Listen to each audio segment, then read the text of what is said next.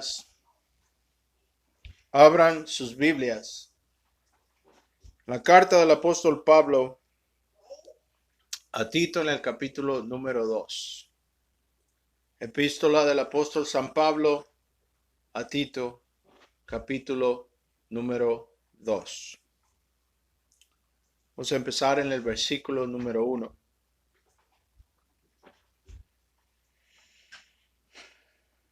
Tú, en cambio, predica lo que está de acuerdo a la sana doctrina. A los ancianos enséñales que sean moderados, respetables, que sean sensatos e íntegros en la fe, en el amor y en la constancia. A las ancianas, a ellas enséñales que sean reverentes en su conducta y que no sean calumniadoras ni adictas al mucho vino. Ellas deben de enseñar lo bueno y deben de aconsejar a las jóvenes cristianas a amar a sus esposos y a sus hijos, a ser sensatas, a ser puras, a trabajar arduamente en cuidar el hogar, bondadosas y sumisas a sus maridos, para que no se hable mal de la palabra de Dios. También de esta manera a los que son jóvenes en la iglesia hay que exhortarlos a ser sensatos. Con tus buenas obras, tú dales el mismo ejemplo en todo. Cuando enseñes, hazlo con integridad y seriedad y con un mensaje sano e intachable. Así, de esta manera avergonzarás a cualquiera que se oponga a la fe, pues no podrá decir nada malo de vosotros. A los esclavos, enséñales a someterse en todo a sus amos, a procurar agradarles y a no ser respondones. No deben de robarle a sus amos, sino demostrar que son dignos de toda confianza, para que en todo hagan honor a la enseñanza de Dios nuestro Salvador. En verdad, Dios ha manifestado en toda la humanidad su gracia, la cual trae la salvación, y nos enseña a rechazar la impiedad y las pasiones mundanas. Así, de esta manera podremos vivir en este mundo con justicia, con piedad y dominio propio. Mientras tanto, guardamos la bendita esperanza, es decir, la gloriosa venida de nuestro gran Dios Salvador Jesucristo. Él se entregó por nosotros para rescatarnos de toda maldad y purificar para sí mismo un pueblo elegido dedicado a hacer lo que está bien. Eso es lo que debes enseñar. Exhorta, reprende con toda autoridad, que nadie te menosprecie. Vamos a orar. Santo Padre, te damos gracias por tu palabra. Ábrenos el corazón para recibirla y que en nosotros, Señor, produzca el fruto de la fe, la obediencia y el arrepentimiento. Todo esto te pedimos por amor a nuestro Salvador, para su gloria y para su honra. A Cristo sea el poder, el dominio y la honra, la gloria para siempre. Amén. Una cristiandad sin obras. Una cristiandad sin obras no es cristiandad. Más sin embargo, debemos entender que no son las obras que hacen al cristiano, pero es el cristiano quien hace las obras. No son las obras que sostienen la fe, pero la fe es la que sostiene las obras. ¿Qué es lo que queremos decir? Ahora en día, lamentablemente, a lo largo de la iglesia protestante, especialmente en círculos carismáticos y pentecostales. Vemos que se practica un tipo de legalismo, un tipo de legalismo insípido. Y lo que quiero decir con esto es que se le enseña a la gente que a menos que estemos viviendo en la santidad, no tenemos esperanzas del reino de Dios. Se pone la santidad como la condición para la salvación. Se ponen las obras como la condición para ser salvos. Se predica que somos salvos por la gracia de Cristo, pero somos mantenidos, somos sostenidos, somos preservados por las buenas obras. Así es que entramos por la gracia en Cristo y somos sostenidos por Moisés. Lamentablemente esto es algo erróneo, de consecuencias desastrosas eternas. ¿Por qué? Porque esto malinterpreta y desprecia la gracia de Dios. Tenemos que entender, hermanos, que una cristiandad sin obras está muerta.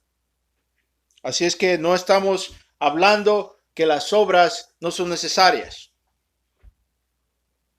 El problema que existe en nuestra apreciación de lo que las obras son y significan y de lo que la gracia de Dios significa.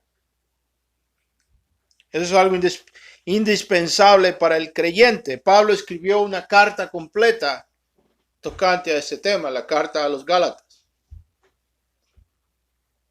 Las obras tenemos que entender que tienen un lugar en la vida del creyente, son necesarias, pero el problema existe en nuestro entendimiento del para qué son necesarias o por qué son necesarias. El por qué, esa es la gran pregunta. ¿Por qué son las obras necesarias?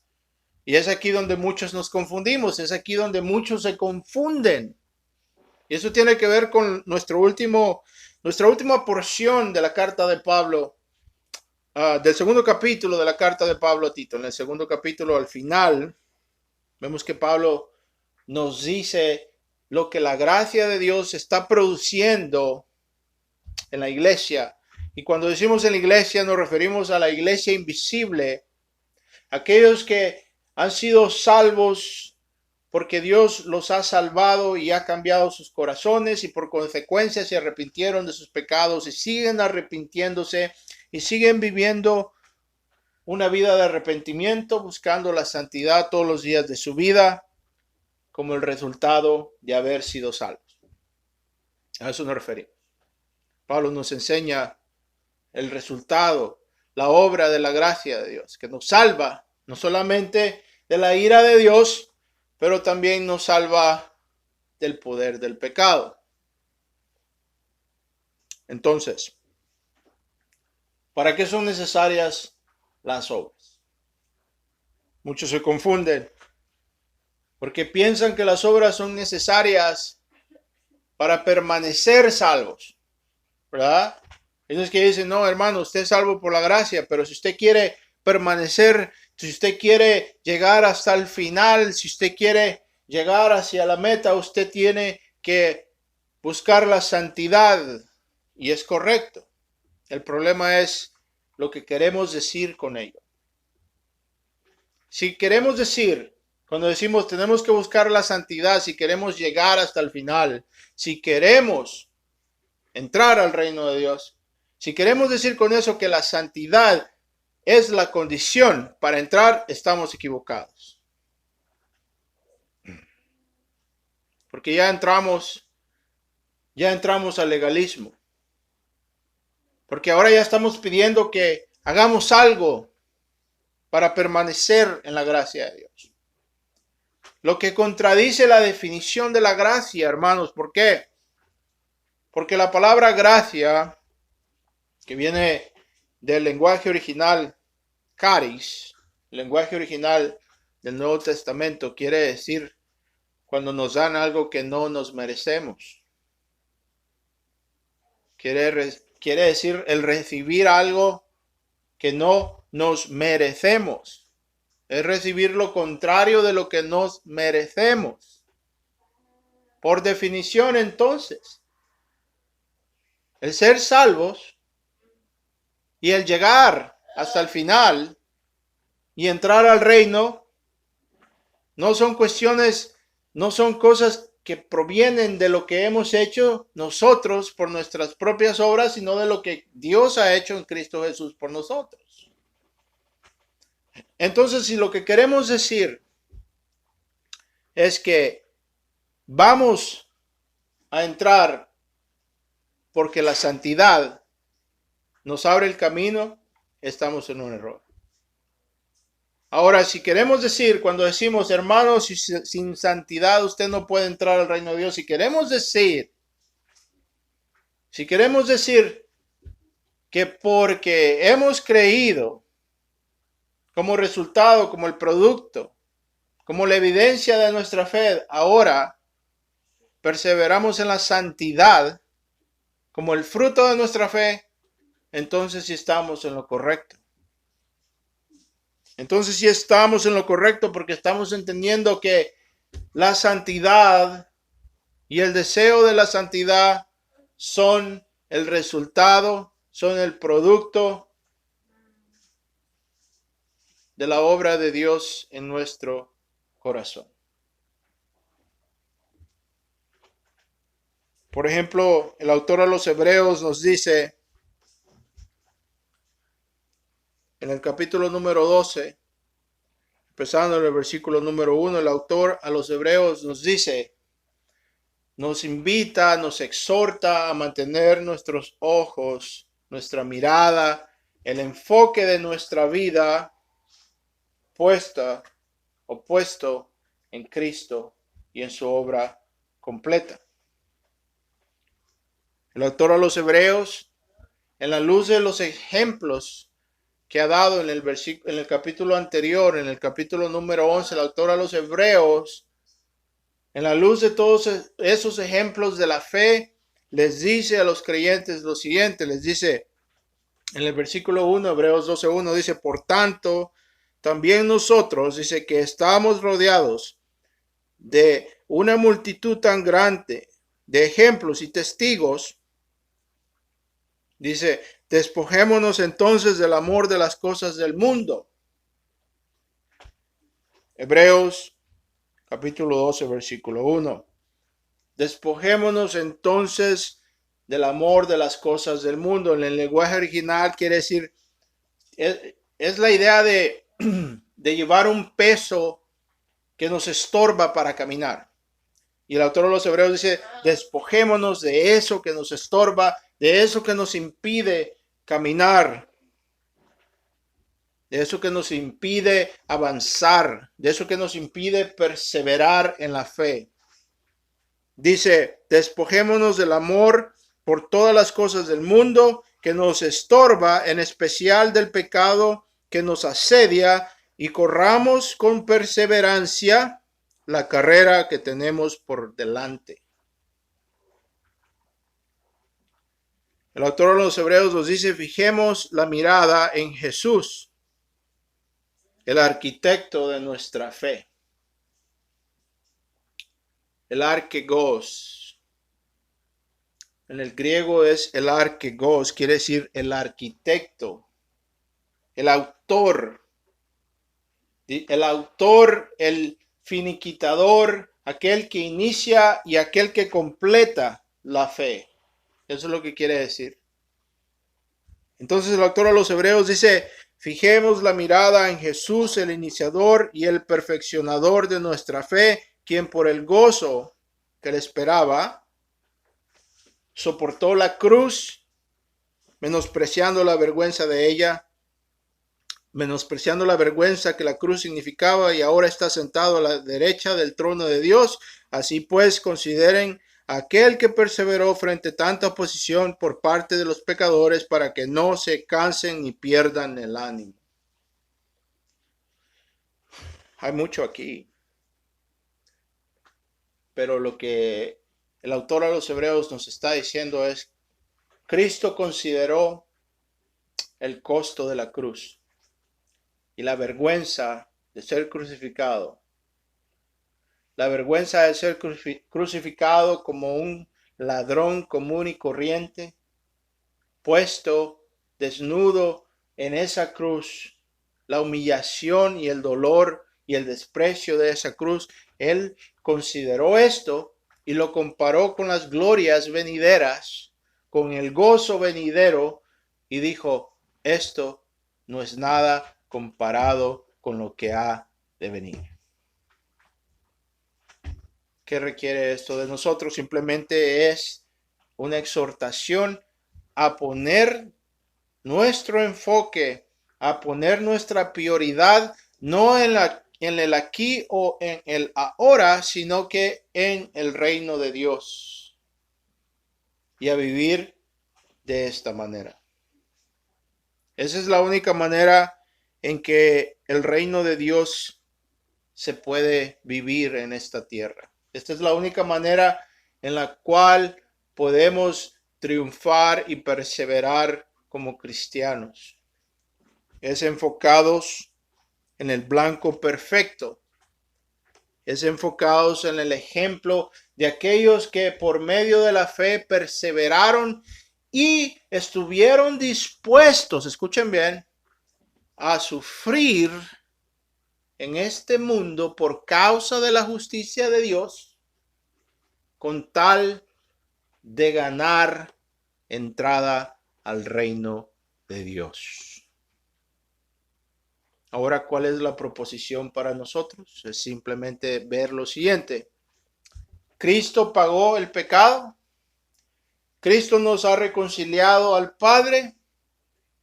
Entonces ahora lo único que tenemos que hacer es terminar la carrera. No es el llegar primero lo que importa, sino el llegar. Eso es todo. El llegar. No importa que lleguemos golpeados, arrastrados, sucios, pero es llegar.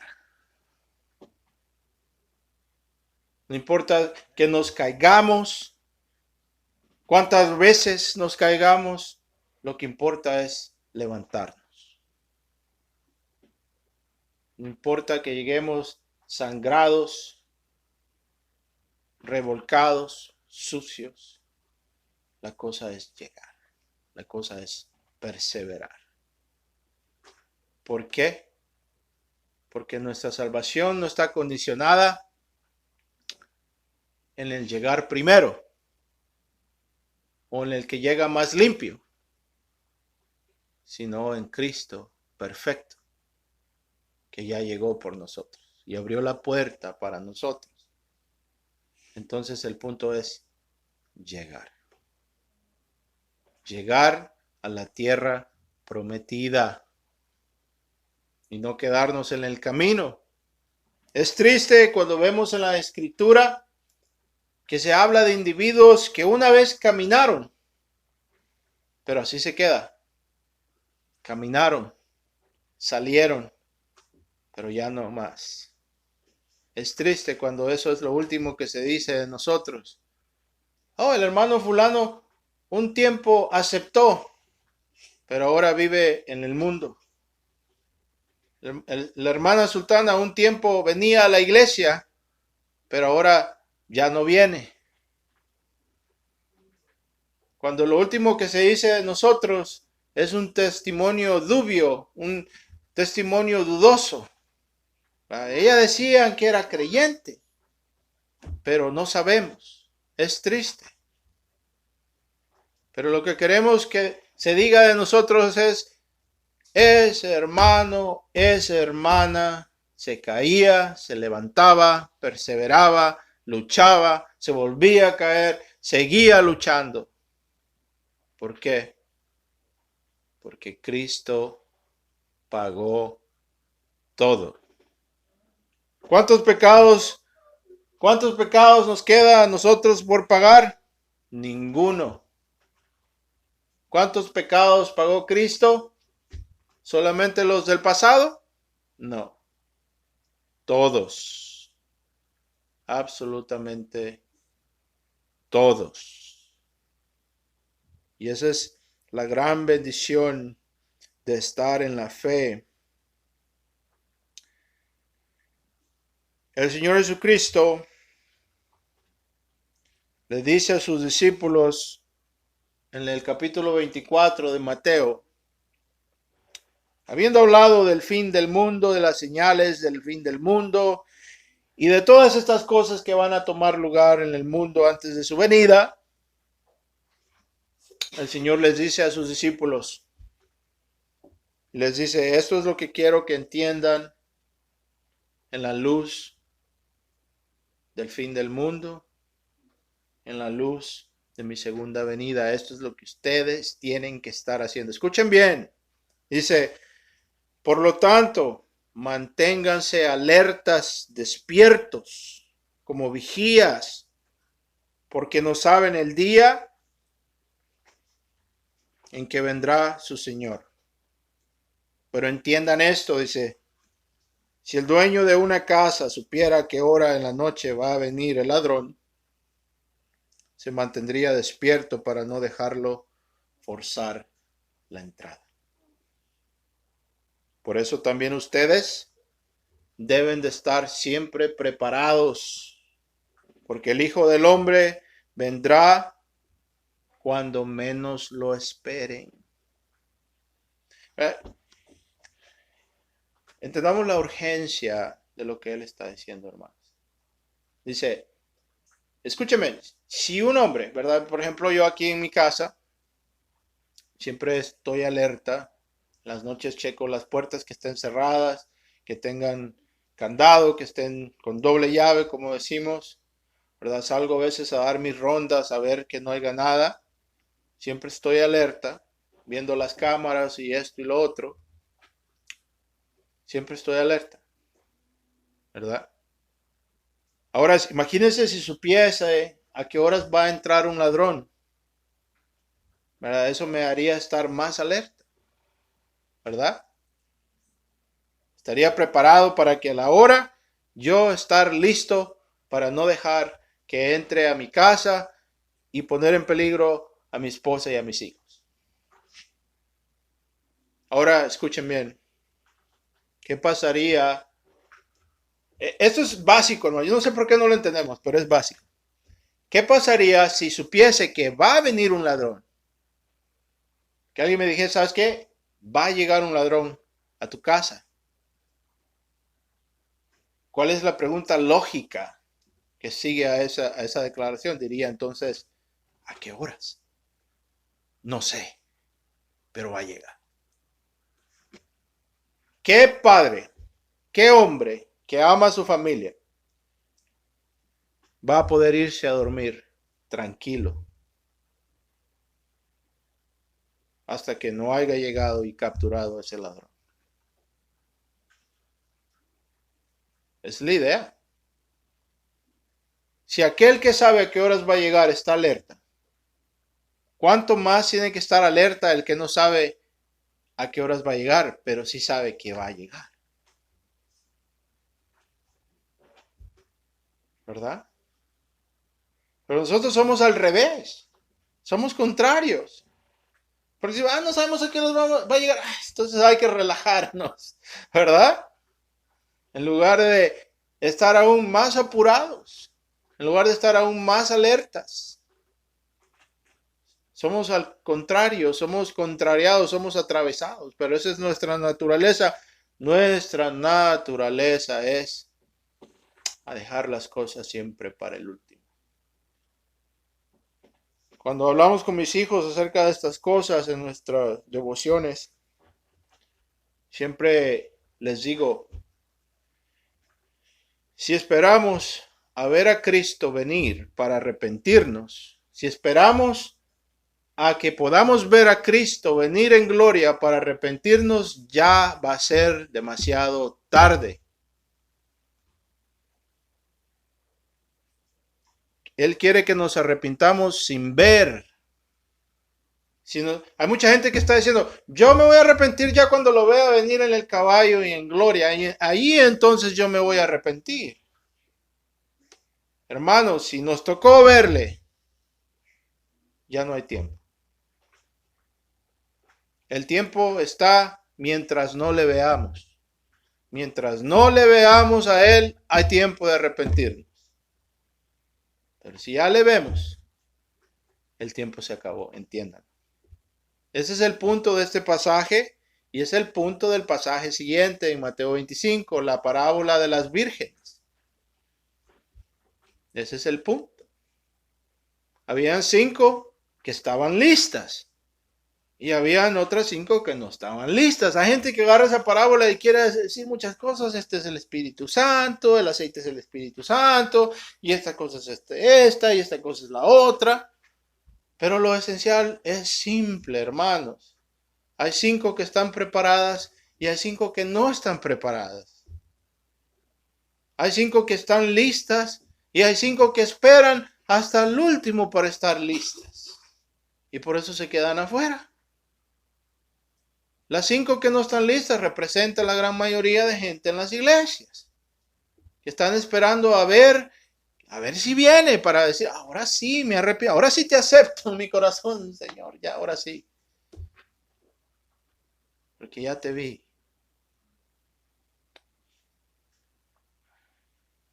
¿Cuántos de nosotros vamos a pasar una eternidad de tormento, deseando regresar a este día? ¿Cuántos se van al infierno conociendo el camino a la salvación? Esa es la tristeza. Pablo nos dice en su carta a Tito,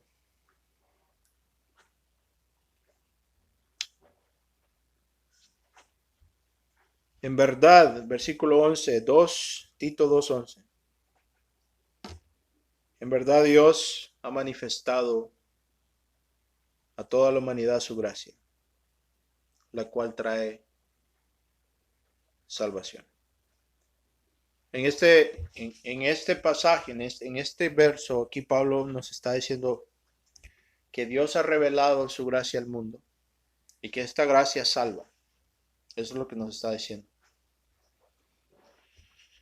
Que Dios ha revelado la salvación para el mundo y que le es dada al mundo porque Dios es misericordioso. Y le es dada al mundo no en las bases de nuestras obras, sino en las bases de su misericordia, en las bases de su gracia y de su amor. Eso es lo que Pablo está diciendo. Pero en el versículo 12 también nos enseña Pablo lo que la gracia de Dios produce. Es decir, son 2 cosas, hermanos, entiéndanlo. Es simple, pero es profundo. Escuchen bien, son 2 cosas. Primero, la gracia de Dios perdona nuestros pecados. Eso es lo primero. La gracia de Dios perdona nuestros pecados. Por consecuencia, la ira de Dios es removida de nosotros. Esa es la fundación, ese es el fundamento de la fe. La gracia de Dios perdona nuestros pecados y remueve la ira de Dios de nosotros. Escuchen, la gracia de Dios perdona todos nuestros pecados y remueve la ira de Dios de nosotros. Pero hay una segunda parte. Hay una segunda parte. ¿Así se acuerdan? Los cassettes de música de antes traían 2 lados, ¿verdad? El lado A y el lado B. ¿Sí nos acordamos? ¿Verdad? Los discos de acetato o de vinil traían lado A y lado B, pero era un solo disco, un solo cassette. Bueno, de la misma manera hay 2 lados y uno es más largo que el otro. Lado A Dios perdona nuestros pecados y la ira de Dios es removida de nosotros. El lado B es el que dura mientras vivamos en esta tierra. Escuchen bien. Versículo 12 dice: y esta gracia y esta salvación de la cual Pablo habla en el versículo 11, en el versículo 12 dice: y nos enseña, es decir, la gracia de Dios que es revelada al mundo, nos enseña a rechazar la impiedad y las pasiones mundanas. ¿Verdad? Hay quienes dicen, hermanos, ustedes bautistas dicen que una vez salvo, siempre salvo. Eso quiere decir que puedo vivir como el diablo, pero como ya acepté a Cristo, ya estoy listo, ya estoy vacunado. ¿Eso es lo que usted quiere decir, hermano? No, no es lo que queremos decir. Lo que queremos decir cuando decimos una vez salvo, siempre salvo, es que una persona que realmente ha sido salva está siendo santificada. La evidencia que ha sido salva es que hay una nueva vida. Eso es lo que queremos decir. Y porque ha sido salvo, Dios se va a encargar de santificar, de disciplinar y de hacer perseverar hasta el final. Eso es lo que queremos decir. Y es por eso que decimos una vez salvos, siempre salvos. Porque Dios no va a perder aquello por lo cual Cristo pagó por completo en la cruz. Es bien simple, hermano, es bien simple. Es bien simple. Si usted ve los juguetes de su niño y ve que su niño los deja tirados en el patio y ve otro montón de niños que vienen y se los quieren llevar, usted como padre, su instinto natural va a ser agarrar esos juguetes de su niño y guardarlos porque son de su niño, usted se los compró a él. ¿Verdad? Simple. Así es Dios con aquellos que son de Cristo. Cuando nos ve en pecado, no nos va a dejar seguir en pecado mucho tiempo, nos disciplina. Y nos disciplina porque nos ama. Y porque nos ama, nos disciplina. Y porque nos ama, no nos va a dejar perecer. Eso es lo que queremos decir cuando decimos una vez salvos, siempre salvos. No es que, ay hermano, yo ya acepté a Cristo. Ahora sí, hermano, entonces sí, ahora sí, ya está vacunado, ya puede vivir como el diablo y vivir como usted quiera. No. Hay muchos que dicen haber aceptado, dicen haber creído, pero siguen viviendo como el diablo. Eso quiere decir que no son de Dios, aunque ellos digan que son.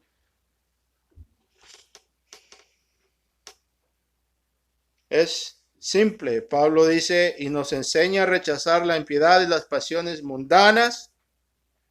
Así podremos vivir en este mundo con justicia, piedad y dominio propio, mientras guardamos la bendita esperanza, es decir, la gloriosa venida de nuestro gran Dios y Salvador, Cristo Jesús. ¿Qué es lo que vemos ahí? Lo mismo que Cristo dice en Mateo 24, que porque estamos aguardando, porque estamos esperando la gran venida de nuestro Salvador, en la luz de eso, en la luz de esa inminente venida de Cristo, vivimos en santidad, como el resultado de la fe.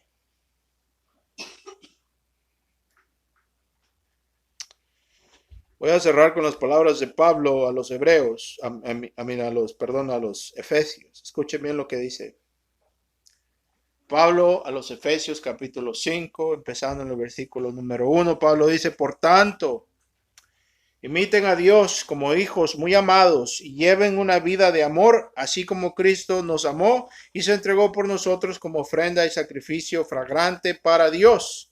Entre ustedes ni siquiera debe mencionarse la inmoralidad sexual, ninguna clase de impureza o de avaricia, porque eso no es propio del pueblo de Dios. Tampoco debe de haber palabras indecentes, conversaciones necias, ni chistes groseros o inmorales, todo lo cual está fuera de lugar, haya más bien acción de gracias, porque pueden estar seguros que nadie que sea avaro, es decir, alguien que sea idólatra, inmoral o impuro, tendrá herencia en el reino de Cristo y de Dios. Que nadie os engañe, hermanos, con argumentaciones vanas, porque por esta misma razón y los que practican estas cosas, por razón de esto es que viene el castigo de Dios sobre los que viven en la desobediencia, así que no se hagan cómplices de ellos. Es decir, no porque sean salvos ahora vivan como el diablo, ni os engañéis. Porque si continúan practicando estas cosas, lo que quiere decir es que no han conocido a Dios o que están a punto de recibir disciplina. Porque ustedes, dice Pablo, antes eran oscuridad. Es decir, antes de Cristo vivían de esta manera. Antes de Cristo eran esclavos de las pasiones del pecado. Antes que Cristo viniera a su vida, no tenían esperanza. Antes que Cristo viniera, estaban en la oscuridad. Pero ahora ese son luz en el Señor. Vivan como hijos de la luz entonces. El fruto de la luz consiste de la bondad, la justicia y la verdad. Y comprueben lo que agrada al Señor. No tengan nada que ver con las obras infructuosas de la oscuridad, sino más bien denúncienlas, porque da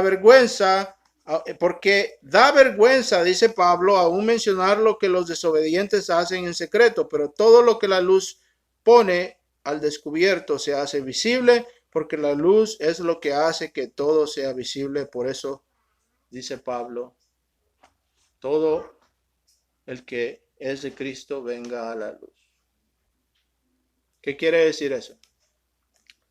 Debemos de vivir una vida transparente. Así como somos delante de la iglesia, así como somos cuando vamos a la iglesia el domingo, así es como debemos de vivir en nuestro hogar cuando nadie nos está viendo. Alguien ha dicho que el carácter verdadero de un hombre se revela no en lo que hace en frente de otros, sino en lo que hace cuando nadie lo está viendo. Vamos a orar. Padre Santo,